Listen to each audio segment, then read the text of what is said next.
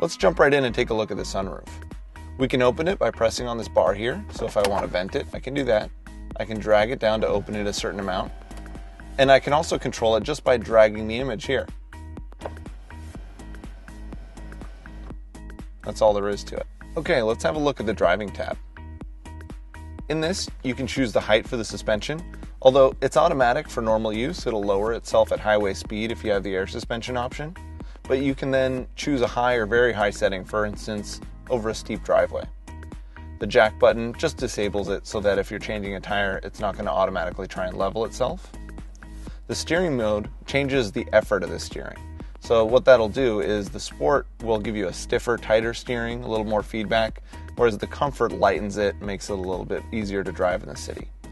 Traction control allows you to turn off the traction control for the rear wheels.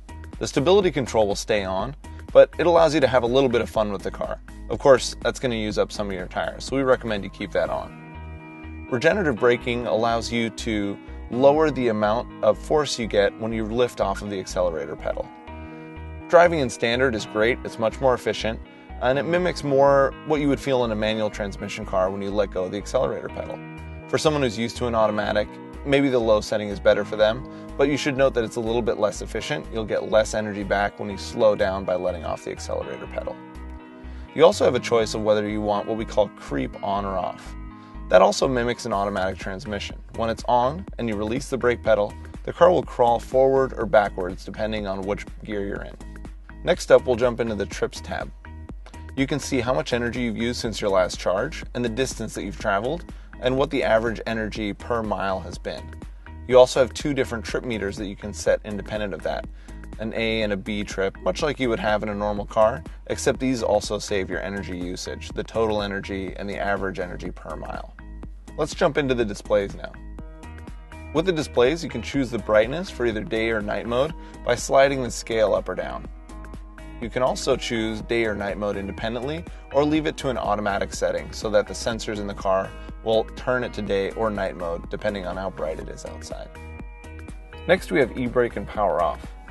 Here you can control your parking brake independently, and this button also turns red and turns into an emergency brake while you're driving. But remember that the button on the gear selector for park is also your emergency brake if you just press and hold. You can also use this to turn off the parking brake to leave the car free rolling at, say, a car wash or somewhere else where you may want the car to be free rolling. To do that, press the blue button here while your foot's on the brake pedal.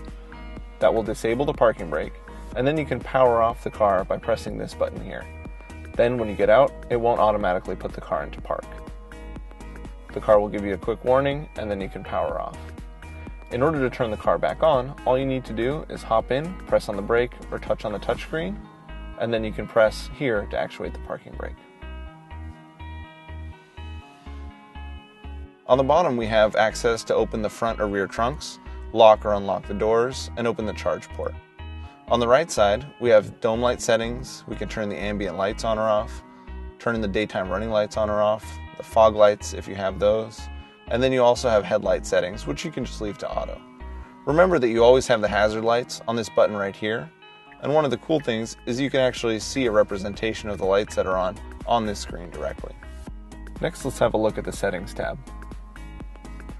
Under this, we can take a look at our media player accounts. We can also look at our maps and navigation magnification as opposed to zoom, which is a little different. And also set the home page for our web browser.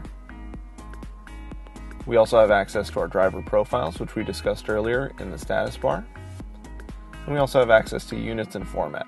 You can set distance to miles or kilometers, your time to 12 or 24 hours, temperature, Fahrenheit and Celsius, charging units to show distance or energy while you're driving the car, and also your range display, whether you want rated, which is the EPA rating, or ideal, which is closer to a 55 mile an hour cruise.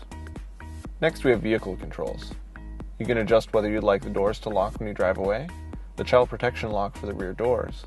You can also set with the tech package walk-away door locking, whether you'd like the door handles to auto-present. You can also turn mirror auto tilt on or off while reversing, turn the alarm on or off. You can choose whether you'd like the headlights to stay on for 2 minutes after exit.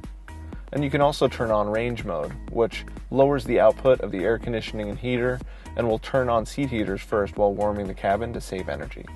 You can also turn on access to the mobile application from here. And finally, we have HomeLink. This is a shortcut to the menu we saw earlier, allowing you to set up a garage or gate opener. Also on the bottom here, you have controls for the seat heater and heating and ventilation controls. The seat heater starts off nice and warm, and you can step it down from here. You can also choose temperature by pressing up and down on these, and if you like, you can sync it with the passenger side or choose separately. You also have the front defroster, the rear defroster, an on or off button to turn everything on or off, and you can even customize right here. Open this up, you can choose the fan speed independently, you can choose the direction, whether you want to recirculate, or turn the AC on or off. There's also a redundant volume control for the passenger in the bottom right corner. Let's take a look at the applications. You can see that we have media and navigation highlighted here. The media is on top and navigation is on the bottom. If you want to open something on the top, all you need to do is tap on it. So we can tap on energy, it'll open right up top. If we want to open media on the bottom, what we can do is we can press and hold, and you'll see you have an option for 2 different screens. We can open that on the bottom there.